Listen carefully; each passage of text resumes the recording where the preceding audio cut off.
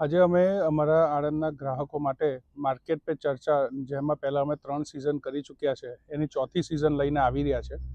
આજે અમે લોકો માર્કેટ પે ચર્ચામાં ડિસ્કશન કરીશું કે આપણી અર્થવ્યવસ્થા, જીઓપોલિટિકલ પ્રોબ્લેમ્સ શું છે, ટેરિફના પ્રોબ્લેમ શું છે, આપણી અર્થવ્યવસ્થા કેવી છે, ઇન્ડિયાનું સ્ટોક માર્કેટ અને રોકાણ માટે કેવા કેવા ઓપ્શન્સ અવેલેબલ છે અને શું કરવું જોઈએ ગ્રાહકો માટે. એની માટે અમે માર્કેટ પે ચર્ચાની સિઝન 4 લઈને આ વખતે આવી રહ્યા છે. 1 તારીખે બજેટ જાહેર થવાનું છે. સરકાર પાસે શું અપેક્ષા? બજેટમાં જે પ્રમાણે એક વર્ષથી સરકાર કરી રહી છે, ડિમાન્ડ ક્રિએટ કરવા જઈ રહી છે. સો પ્રાઇવેટ માટે ડિમાન્ડ ઊભી થાય અને કન્ઝમ્પશન વધે, એની માટે એ લોકોએ જે પ્રમાણે લાસ્ટ યર ઇન્કમ ટેક્સનો દર ઘટાડ્યો, જે સ્લેબ વધાર્યો એટલે ટેક્સ લોકોના ઘટ્યા, જીએસટીના દરો ઘટાડ્યા. આનાથી શું થયું કે લોકોને ખરીદ શક્તિ વધી ગઈ, કે એમના હાથમાં પૈસા વધારે રહે છે, ઇન્ટરેસ્ટ રેટ ઘટાડ્યા.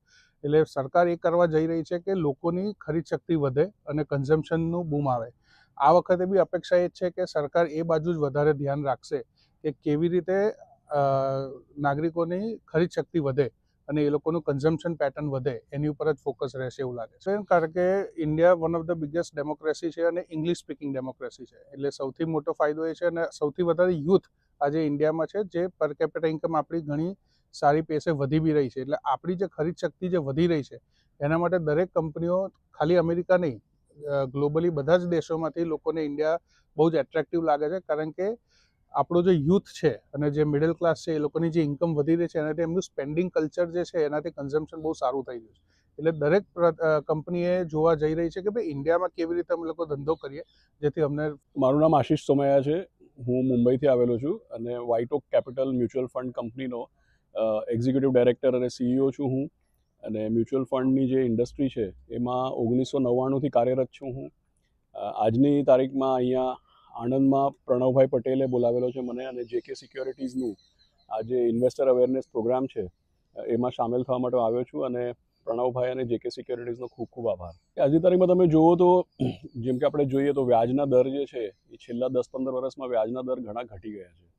એટલે જેટલા બી રોકાણકારો છે એ જો બેંકોમાં પૈસા મૂકે કે પછી ફિક્સ્ડ ઇન્કમમાં પૈસા મૂકે, તો આપણને ખબર છે કે ભાઈ 6%, 5.5%, 6.5%, 7%, અને પછી એની ઉપરનો ટેક્સ લાગતો હોય છે.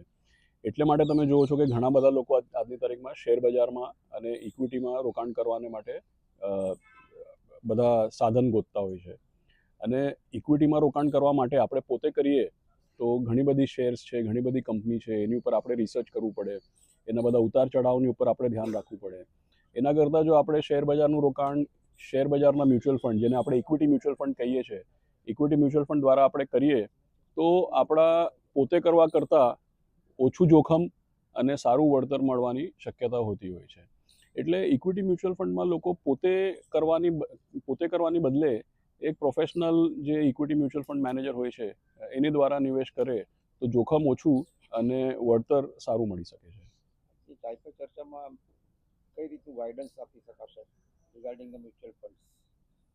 એટલે અહીંયા આપણે ત્યાં આણંદમાં જેટલા બી રોકાણકારો છે, અને ગુજરાત જે છે અને આણંદ છે, અહીંયા તો એમ પણ શેર બજારમાં રોકવાની લાંબી કલ્ચર છે, લાંબી પ્રથા છે. ઘણા બધા અહીંયા અનુભવી રોકાણકારો છે.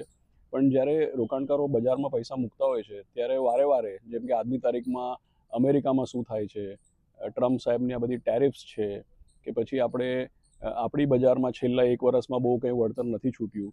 એટલે આવું જ્યારે વાતાવરણ હોય ત્યારે લાંબા ગાળામાં ભલે ફાયદો થતો હોય, પણ નાના ગાળામાં જ્યારે આવી બધી વાતાવરણ ઊભું થાય છે ત્યારે લોકોના મનમાં ઘણા સવાલો આવતા હોય છે.